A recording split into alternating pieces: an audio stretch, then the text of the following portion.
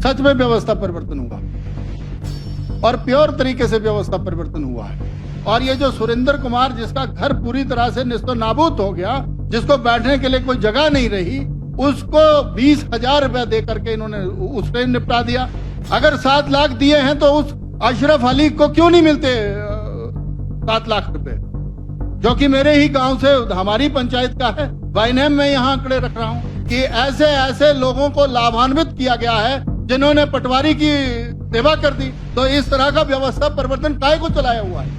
व्यवस्था परिवर्तन तो तब माना जाए जब आप अपनी तरफ से कोई नया फट्टा लगाओ। किसने रोका हुआ है?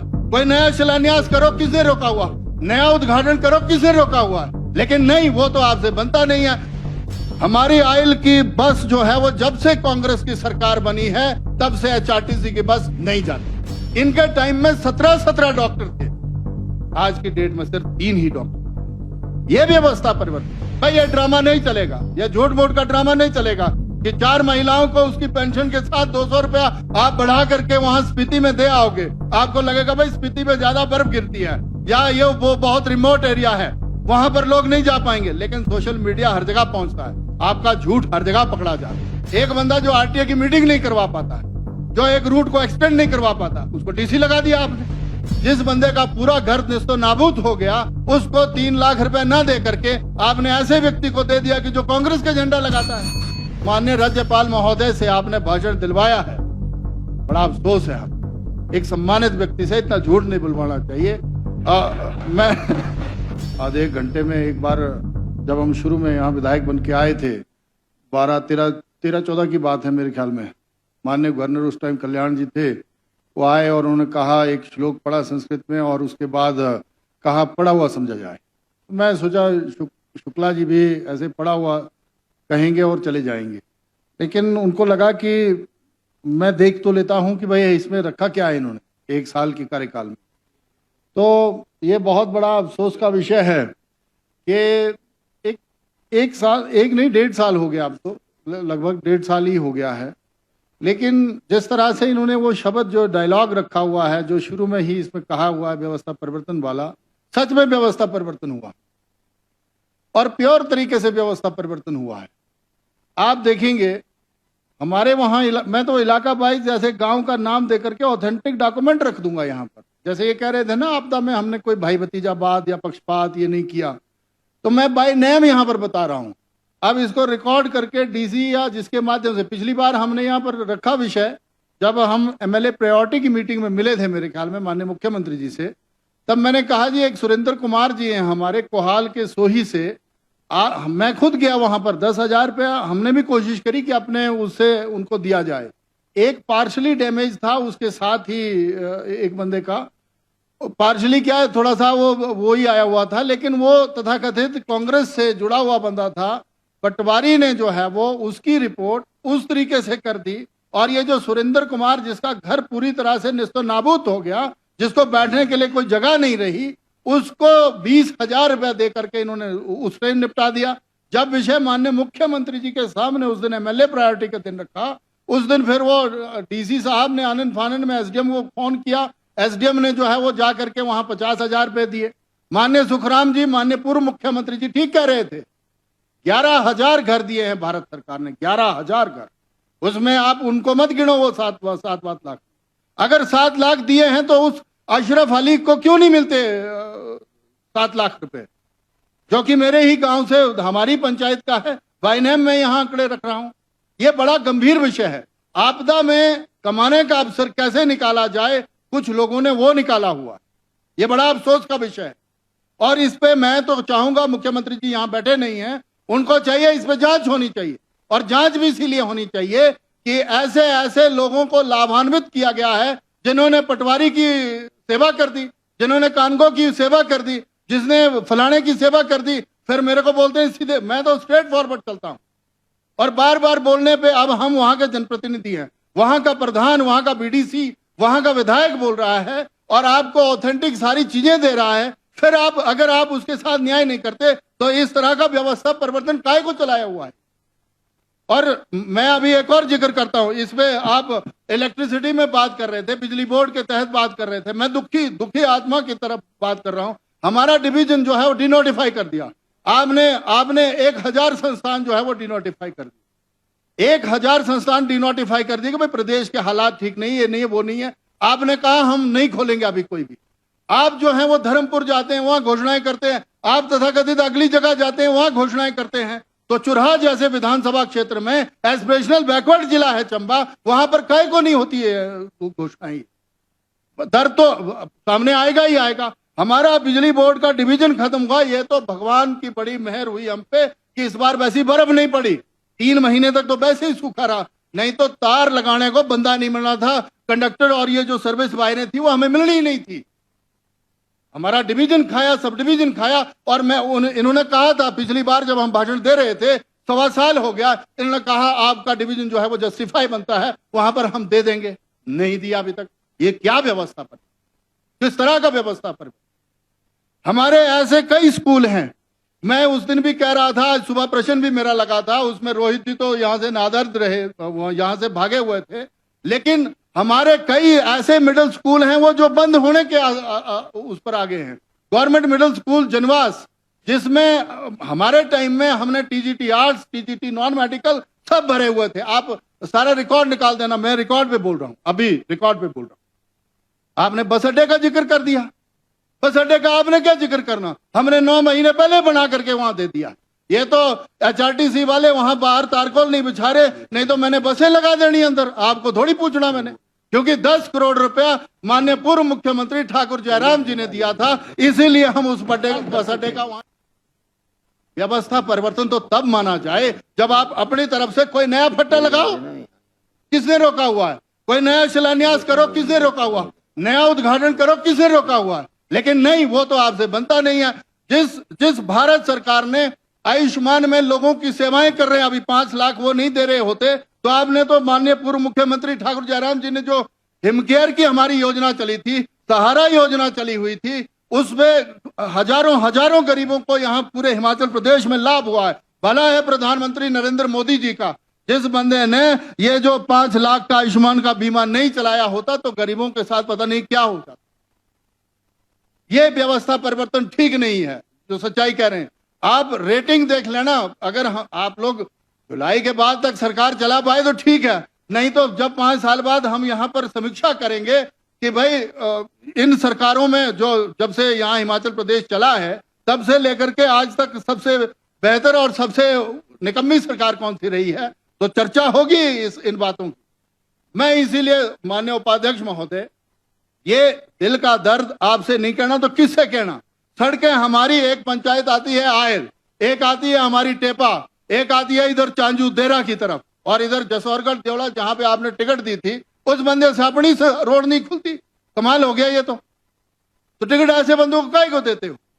मतलब आसान सा काम है भाई, जेसीबी उतारनी है, स्नो हटानी है, इतनी बर्फ भी नहीं पड़ी। 2 फुट तो सिर्फ मेरे ही घर में पड़ी, नहीं तो 4-4, 6-6 फुट बर्फ गिरती है। हमारी आयल की बस जो है वो जब से कांग्रेस की सरकार बनी है तब से एचआरटीसी की बस नहीं जाती। जसौरगढ़ अभी हमने 2 महीने पहले भेजी जहां आपने टिकट दी थी। हमारे चांजू की बस जो है वो अभी तक नहीं जा रही है, जो बाया चरड़ा से होकर के वहां जाती थी। ऐसी क्या व्यवस्था परिवर्तन हो गया कि चली हुई बसें भी बंद कर दी आपने? वो इसीलिए कि वहां उस टाइम माननीय पूर्व मुख्यमंत्री ठाकुर जयराम जी के आशीर्वाद से हमने वहां पर बसें लगवा दी थी। नया काम तो कोई हुआ ही नहीं हमारे यहाँ। मैंने पिछली बार भी पढ़ी, उसके साथ जो है वो ये कहा कि पीएचसी कोहाल में आपने बंद कर दी, पीएचसी बैरागढ़ में बंद कर दी। हमारे वो हालात नहीं है जो कांगड़ा, हमीरपुर, बिलासपुर या कहीं और के जिलों में हैं, जहां बहुत सारे संस्थान खुले होंगे। लेकिन चंबा एक अपने आप में एस्पिरेशनल इसीलिए भारत सरकार ने कहा था, और उसमें अब तीसरा ब्लॉक और पांगी का ब्लॉक ही रह गया। वो इसीलिए कहा है कि यहाँ मूलभूत सुविधाओं की अभी और कमी है, यहाँ पर मूलभूत सुविधाएं हमें अलग तरीके से बिठानी पड़ेंगी। आपके माध्यम से माननीय मुख्यमंत्री जी को मैं ये कहना चाहूंगा कि हमारा एक ही हॉस्पिटल जहां पर 300 की ओपीडी है, भला हो माननीय पूर्व मुख्यमंत्री ठाकुर जयराम जी का, जिन्होंने उसको 100 बेडेड बना दिया। इनके टाइम में 17 डॉक्टर थे, आज की डेट में सिर्फ 3 ही डॉक्टर। यह व्यवस्था परिवर्तन। वो 300-400 की ओपीडी सिर्फ वो 3 और 4 डॉक्टर चलाएंगे। हमने 24/7 एक्सरे की सुविधा दी वहां पर, आज वो भी अधर में लटक गया। MRI CT और ये तो बहुत बड़ी बातें हैं, वो तो होने से रही। मेरा आपसे ये निवेदन है, आपके माध्यम से सरकार से निवेदन है कि राज्यपाल महोदय जी तो वो थे, बेबस थे, उनको तो पढ़ना ही था। अगर वो बाहर मिल जाते तो हम कहते कि ओम शांति करके यहां से आप ये कहो कि पढ़ा हुआ समझा जाए, आप जाएं यहां से। मेरा ये आपसे, आपके माध्यम से सरकार से ये निवेदन है कि आपने जो पढ़ना है पढ़ो, जो भाषण देने हैं दो, लेकिन 41 हेडों में अगर भारत सरकार से पैसा आ रहा है, उसकी 400 करोड़ रुपया जल शक्ति का हमने डिवीजन लिया, माननीय पूर्व मुख्यमंत्री ठाकुर जयराम जी ने डिवीजन दिया और वहां 400 करोड़ रुपए खर्च कर रहे हैं। वही 400 करोड़ को जो है वो आप घुमाए जा रहे हैं। जल शक्ति विभाग में हमने हर घर को नल देने की बात और लगभग हर घर को दे ही दिया।